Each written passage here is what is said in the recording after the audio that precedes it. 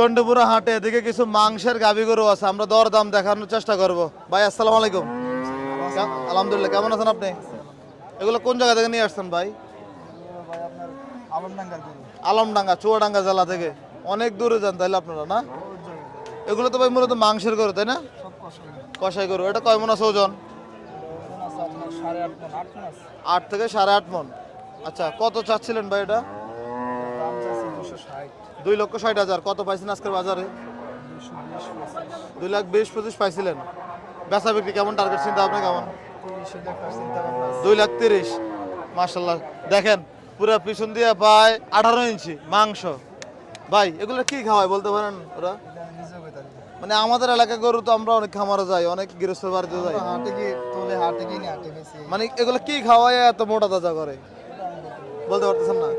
এটা কেমন চাওয়া দাম ভাই? 2.5 লাখ চাচ্ছিলেন। 2,45,000। কত পাইছেন আজকে বাজারে? 2,10,15,000। কালারটা খুবই আনকমন একটা কালার। বাংলালিং এটা না, এটা জি জি। ভাই আজকে বাজার কেমন দেখতেছেন? মাংসের বাজার বেশি সুবিধা না, দম ঠান্ডা। আচ্ছা ঠিক আছে ভাই, ধন্যবাদ আপনাকে। আসসালামু আলাইকুম।